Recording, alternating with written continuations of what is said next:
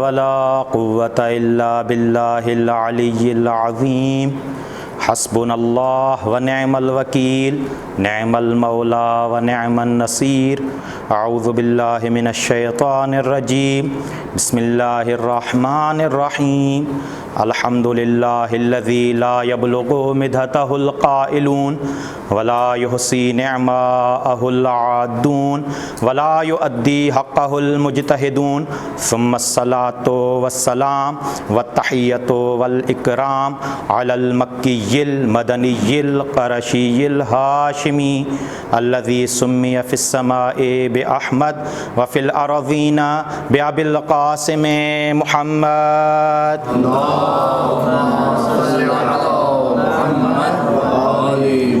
وعلى أهل بيته الطيبين الطاهرين المعصومين الغر الميامين الذين أذهب الله عنهم الرجس وطهرهم تطهيرا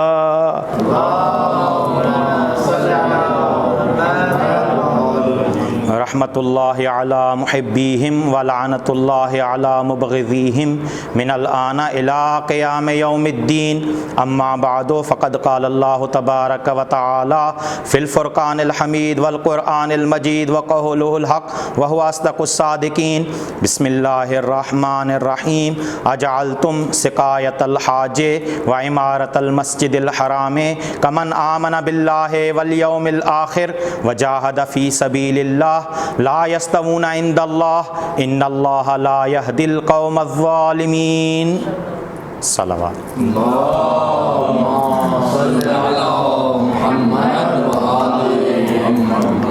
ہمیشہ دو چیزوں کا خیال رکھیں،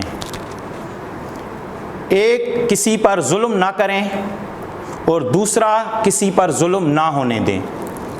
یہ بہت اہم چیز ہے۔ انسان کسی پر ظلم کرے یہ بہت بری چیز ہے، اور کسی پر ظلم ہونے دے یہ بھی بہت بری چیز ہے، اور جہاد ہی وہ چیز ہے۔ اگر جہاد نہ ہوتا تو یہ زمانہ برائیوں سے بھر چکا ہوتا۔ اگر آج نماز کا وجود باقی ہے، آج اگر مسجدوں میں اذانیں ہو رہی ہیں، آج اگر نیکی کا وجود کہیں باقی ہے تو وہ جہاد کی وجہ سے ہے۔ لیکن بعض لوگ سوال کرتے ہیں یہ کیسا تناقض پایا جاتا ہے اسلام میں؟ اسلام ایک طرف کہتا ہے ادخلوا فی السلم کافہ، پورے کے پورے اسلام میں داخل ہو جاؤ، پورے کے پورے سلامتی میں داخل ہو جاؤ، پورے کے پورے امن و آتشی میں داخل ہو جاؤ۔ لیکن دوسری طرف یہ بھی کہہ رہا ہے یا ایھا النبی جاہد الکفار والمنافقین، کفار اور منافقین سے جہاد کرو، وحرص المؤمنین علی القتال، اور مومنین کو جہاد کی ترغیب دو۔ یہ اسلام میں کیسی چیز آ رہی ہے؟ ایک مرتبہ کہا جا رہا ہے کہ آپ لوگ امن و آتشی کے ساتھ رہیں، دوسری طرف کہا جا رہا ہے آپ لوگ جہاد کریں، آپ لوگ قتال کریں۔ یہ کیسی چیز ہے؟ یہ اس وقت تک حل نہیں ہو سکتی جب تک آپ ایک اچھے ڈاکٹر کے پاس نہیں جاتے۔ آپ گئے ایک آپ ہاسپٹل میں گئے، وہاں پہ دیکھا ایک ڈاکٹر، اس سے پوچھا بھئی آپ کا مقصد کیا ہے؟ وہ کہے گا میرا مقصد صحت مندی دینا ہے، میرا مقصد علاج کرنا ہے۔ لیکن جب آپ اس کے کمرے میں جائیں تو کسی عضو کو کاٹ بھی رہا ہوتا ہے، بدن کے کسی حصے کو کاٹ بھی رہا ہوتا ہے، کسی کے بازو کو جدا بھی کر رہا ہوتا ہے۔ ہم اس سے سوال کریں گے بھائی آپ کا مقصد تو یہ تھا کہ آپ صحت مندی دینا چاہتے تھے، آپ علاج کرنا چاہتے تھے، یہ اس کا بازو کیوں جدا کر رہے ہیں؟ تو وہ یہ کہے گا اس پورے بدن کی صحت مندی، اس پورے بدن کا علاج، اس پورے بدن کی صحت مندی اس پر موقوف ہے، اس ایک عضو کو اس سے جدا کیا جائے۔ اسلام بھی یہی جواب دیا جا رہا ہے، اسلام یہی کہہ رہا ہے کہ اگر آپ پورے معاشرے میں امن و آتشی چاہتے ہیں، پورے معاشرے میں امن و سلامتی چاہتے ہیں، پورے معاشرے میں امن کا قیام چاہتے ہیں، تو آپ کو فتن و فساد کے لیے، آپ کو ان چیزوں کو ختم کرنے کے لیے، آپ کو برائیوں کو توڑنے کے لیے جہاد کرنا پڑے گا۔ اسی لیے جہاد ایک فضیلت ہے۔ سورہ توبہ کی آیت نمبر 16 کی تلاوت کا شرف حاصل کیا گیا۔ عجیب و غریب آیت ہے قرآن مجید کے، اجعلتم سقایۃ الحاج و عمارۃ المسجد الحرام کمن آمن باللہ، آپ لوگ इमारत मस्जिद हराम को और आप लोग हाजियों के पानी पिलाने को, अजअलतुम, क्या तुम लोगों ने करार दे दिया है, सिकायतल हाज, हाजियों के पानी पिलाने को, व इमारत अल मस्जिद हराम, और मस्जिद हराम की इमारत को, निगरानी करने को, जिंदा करने को, कमन आमना बिल्लाह वल यौमिल आखिर, उस बंदे की तरह जिसने ईमान लाया है अल्लाह पर, क़यामत पर ईमान लाया है, वजाहदा फी सबीलिल्लाह, और जिसने अल्लाह की राह में जिहाद किया है। पानी पिलाना बहुत बड़ी फजीलत है, और हाजियों को पानी पिलाना कितना बड़ा मर्तबा होगा। मस्जिदों को आबाद करना बड़ी फजीलत है, मस्जिद हराम को आबाद करना कितनी बड़ी फजीलत होगा। लेकिन ये दो फजीलतें हैं। इमाम अली अलैहिस्सलातु वस्सलाम वारिद होते हैं, वहां पे दो लोग आपस में झगड़ रहे थे, आपस में फख्र मुबाहात कर रहे थे, अपने अपने फजाइल बयान कर रहे थे। एक कह रहा था मैं अफजल हूं क्योंकि मैं हाजियों को पानी पिलाता हूं, दूसरा कह रहा था मैं अफजल हूं क्योंकि मस्जिद हराम की चाबियां मेरे हाथ में है। दोनों आपस में फख्र मुबाहात कर रहे थे। इमाम अली अलैहिस्सलाम आए और कहा ये क्या फख्र मुबाहात कर रहे हो, एक कह रहा है मैं अफजल हूं, दूसरा कह रहा है मैं अफजल हूं, मैं अली तुम लोगों को बताता हूं मैं तुम दोनों से अफजल हूं। तवज्जो है मेरी तरफ, मैं तुम दोनों से अफजल हूं। कहा किस वजह से, कहा इस वजह से अगर मेरा जहाद ना होता तुम दोनों का ना इस्लाम होता ना ईमान होता। ये मेरे जहाद की वजह से था जो आज तुम अपने इस्लाम पे नाज कर रहे हो, अपने कामों पे नाज कर रहे हो। इस्लाम हर काम की बुनियाद है, इस्लाम है तो नाज है। मैं ही सबब था जिहाद करने वाला, और अल्लाह ने भी इसी वजह से कहा इन्नल्लाह ला यहदिल कौमज़ ज़ालिमीन, कि अल्लाह जालिमों को हिदायत नहीं करता। यानी दो चीजों को आपस में मिलाएं जो बराबरी न रखते हो वो जुल्म करने वाले हैं। अल्लाह भी यही कह रहा है, जो इन दो चीजों को आपस में मिलाता है वो जुल्म करने वाला है, और अल्लाह जालिमों को हिदायत नहीं करता। नारे हैदरी या अली मोहम्मद व आले मोहम्मद सल्लल्लाहु अलैहि। ये सूरह तौबा की आयत नंबर 16 थी। अब सूरह निसा की आयत नंबर 25 ने इरशाद फरमाया ला यस्तविल कायदीना गैर उलिल ज़ररि वल मुजाहिदीना फी सबीलिल्लाह बिअमवालिहिम व अनफुसिहिम। अल्लाह कह रहा है ये दो लोग आपस में बराबर नहीं है। एक वो है जो जिहाद करने वाला है, एक वो है जो बैठने वाला है। लेकिन बैठने वालों की दो किस्में हैं। एक वो है जो अपने ज़रर की वजह से बैठ गया है, अपने उज़्र की वजह से बैठ गया है, उसकी बात नहीं हो रही है। गैर उली ज़ररे, जो जा सकते थे जहाद पर लेकिन नहीं गए, तो अल्लाह कह रहा है ये दोनों बराबर नहीं है। फज़्ज़लल्लाहुल मुजाहिदीना अलल काइदीना दरजा, अल्लाह ताला ने मुजाहिदों को काइदीन पर दर्जा, एक दर्जा फजीलत दी है। कुल्लन वादल्लाहुल हुस्ना, अल्लाह ने हर से नेकी का वादा किया है। फज़्ज़लल्लाहुल मुजाहिदीना अलल काइदीना अजरन अजीमा, अल्लाह ताला मुजाहिदीन को काइदीन पर अजर अजीम अता करता है। ये तबलीग का और किसी चीज की फजीलत का मेयार बयान हो रहा है, हमें भी इस मेयार का ख्याल रखना चाहिए। पहले कह रहा है ये दोनों चीजें बराबर नहीं है, फिर कह रहा है इनमें से एक चीज एक दर्जा फजीलत रखती है, फिर कहा जा रहा है नहीं सिर्फ बराबर नहीं है, एक फजीलत नहीं है, अजर अजीम की फजीलत है। और यहां पर इब्ने अबी हदीद कहते हैं कि ये आयत बताती है जहाद की क्या फजीलत है। और जब जहाद की बात आए इमाम अली का तज़किरा ना हो, ये हो ही नहीं सकता। जहाद की बात आएगी, इमाम अली अलैहिस्सलाम की फजीलत की बात आएगी। इमाम अली अलैहिस्सलाम वो मुजाहिद हैं जिन्होंने एक जंग में तमाम मुसलमानों से, तमाम फरिश्तों से, तमाम मुसलमानों ने, तमाम फरिश्तों ने मिलकर जितने अफराद को कत्ल किया उतने ही अफराद को अकेले अली ने कत्ल किया। और ये एक जंग का तज़किरा था। जब दूसरी जंग का तज़किरा आया, रसूल ने इरशाद फरमाया बरज़ल ईमानु कुल्लहु इलल कुफ्र कुल्ले, ये अली नहीं जा रहा है, कुल्ले ईमान जा रहा है। और जब दूसरी जंग का आप तज़किरा पढ़ेंगे तो ये मिलेगा कि हमने अली अलैहिस्सलाम को अलम अता कर दिया है। ये किस तरह का जिहाद हो रहा है। जो जिहाद करने वाले हैं उनको ही फजीलत जिहाद पता है। आए मौला की बारगाह में चलते हैं। मौला जिहाद कहते किसे हैं? ان الجہاد باب من ابواب الجنہ. امام علی علیہ السلام نہج البلاغہ میں ارشاد فرماتے ہیں جہاد جنت کے دروازوں میں سے ایک دروازہ ہے. نبی خدا ختم الانبیاء حضور نبی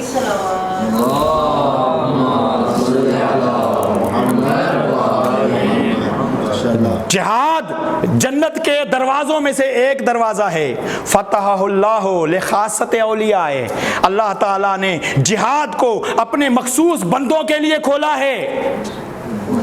جہاد کی قسمیں ہیں، ایک جہاد اصغر ہے، ایک جہاد اکبر ہے، لیکن مکمل جہاد وہ ہوگا، مکمل جہاد وہ کرے گا جو اللہ کا ولی ہوگا، جو اللہ کا خاص بندہ ہوگا. وہ جہاد اکبر بھی کرے گا، وہ جہاد اصغر بھی کرے گا، اور اللہ تعالیٰ نے ایسے بندوں کے لیے جنت کا خاص دروازہ کھول دیا ہے. اسی بات کی تائید کے لیے امام جعفر صادق علیہ السلام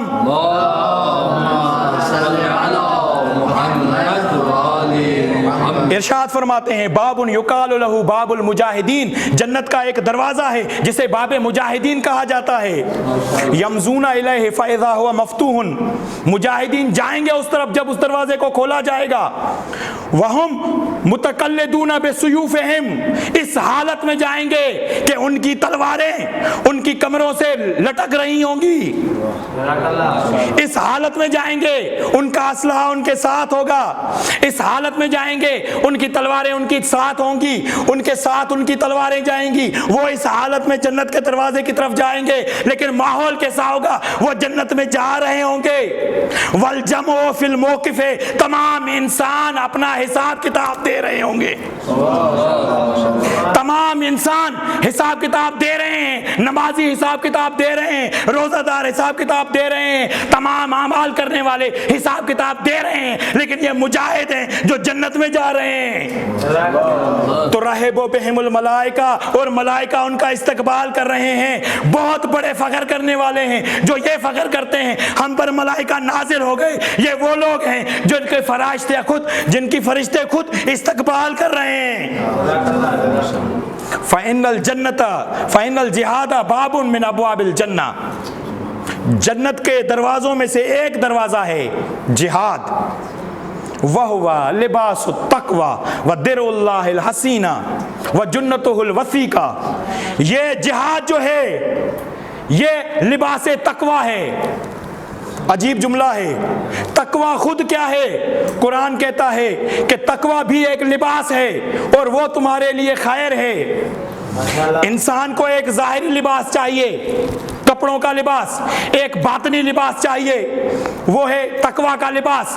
ظاہری لباس گرمی اور سردی سے بچاتا ہے، باطنی لباس گناہوں سے بچاتا ہے. لیکن یہ جہاد کیا ہے جو تقوی کے لیے بھی لباس بن رہا ہے؟ تقوی کیسے اختیار کریں گے؟ جب تک جہاد نہیں ہوگا تقوی اختیار نہیں کیا جا سکتا. تقوی حاصل کرو گے نماز کے ذریعے، روزے کے ذریعے. جب تک جہاد نہ کرو گے تمہیں وہ ماحول ہی نہیں ملے گا جہاں تم روزہ اور زکوٰۃ انجام دے سکو.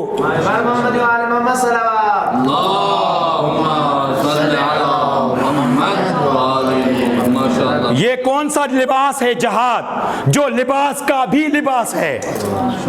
لباس کس وجہ سے ہوتا ہے؟ آج کل کی دنیا نے ہمیں سمجھا دیا کہ لباس تبدیل ہوتے رہتے ہیں. پہلے جنگ کے لیے لوہے کا لباس پہنا جاتا تھا، آج ہم یہاں اپنے گھروں میں لباس پہنتے ہیں کورونا سے بچنے کے لیے.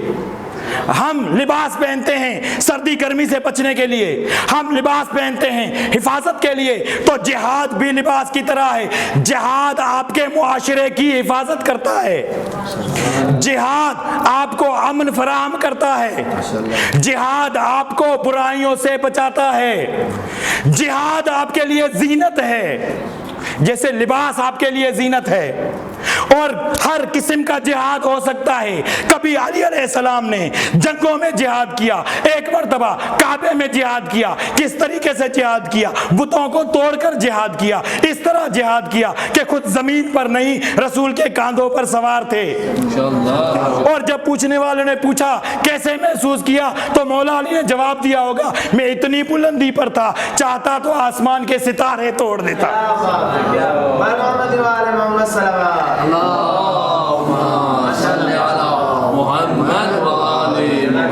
جہاد کی قسمیں ہیں، یہ مولا علی کا جہاد ہے، لیکن میں چاہتا ہوں عقیلہ بنی ہاشم سیدہ زینب سلام اللہ علیہا کے جہاد کو بھی ذکر کروں۔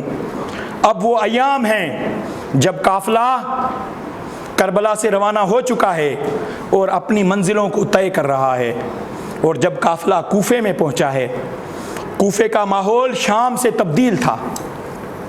شام میں سب ہنسنے والے تھے، سب تماشے کے لیے آئے تھے، لیکن اس کوفے کو جانتے ہو، امام زین العابدین اس کوفے میں پیدا ہوئے ہیں، اور بی بی عقیلہ بنی ہاشم سیدہ زینب سلام اللہ علیہا 20 سال تک اس کوفے میں قرآن کی تعلیم دیتی رہی ہیں۔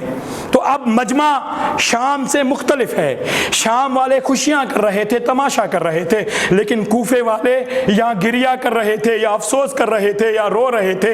اتنے میں بی بی زینب کی صدا آتی ہے، یا اہل القتل والغدر والخزل اتبکون، اے وہ قوم جو بے وفا ہو، اب رو رہے ہو۔ مثلکم کمثل التی نقضت عہد الغزلہا بعد قوت انکاسا، آپ لوگوں کی مثال اس قوم کی طرح ہے جس نے اپنے وعدوں کو توڑ دیا، جس نے بیعت کی لیکن توڑ دی، وعدے کیے لیکن وفا نہ کی۔ وَيْلَكُمْ يَا أَهْلَ الْكُوفَةِ أَتَدْرُونَ أَيُّ قَبَضٍ لِرَسُولِ اللَّهِ فَرَضْتُمْ، کیا تمہیں معلوم بھی ہے رسول کے کس دل نشیں کو تم نے اذیت دی ہے؟ أَيُّ عَهْدٍ نَقَضْتُمْ، کس وعدے کو توڑا ہے؟ وَأَيُّ كَرَامَةٍ لَهُ أَبْرَزْتُمْ، اور کس رسول کی عزت کو تم نے پامال کیا ہے؟ سیدہ زینب سلام اللہ علیہا نے بیان کیا ہوگا، تم اب رو رہے ہو جب اصغر پیاسا شہید ہو چکا، تم اب رو رہے ہو جب اکبر برچھی کھا چکا، تم اب رو رہے ہو جب قاسم جا چکا، تم اب رو رہے ہو جب حسین اس دنیا سے جا چکا، تم اب رو رہے ہو۔ کون تھا جو بی بی زینب کو چپ کرواتا؟ مقتل کی کتابوں نے لکھا، سید سجاد آگے پڑھے، کہا انتی بحمدللہ عالمتن غیر معلمہ فہیمتن غیر مفہمہ، پھپھی اماں آپ عالمہ ہیں، آپ فہیمہ ہیں، لیکن بی بی مصائب پڑھ رہی تھی۔ بعید نہیں ہے یہ وہ مقام ہو جب امام حسین کے سر نے تلاوت شروع کی، ام حسبتم ان اصحاب الکہف والرقیم کانوا من آیاتنا عجبا۔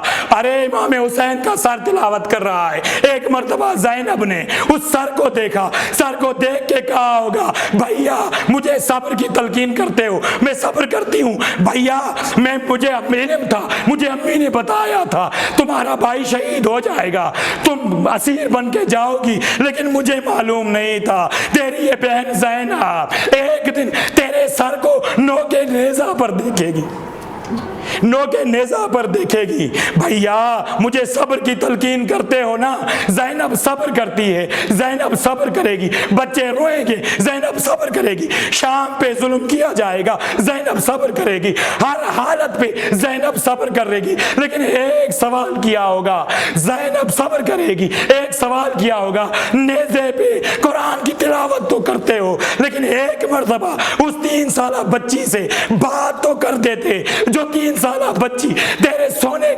سینے کے علاوہ کبھی سوئی نہیں ہے، اپنے باپ کے سینے کو ڈھونڈتی رہتی ہے۔ اللہ لعنت اللہ علی قوم الظالمین وسیعلم الذین ظلموا أی منقلب ینقلبون۔ یا الہی ہماری اس قلیل عبادت اپنی بارگاہ میں قبول و مقبول فرما۔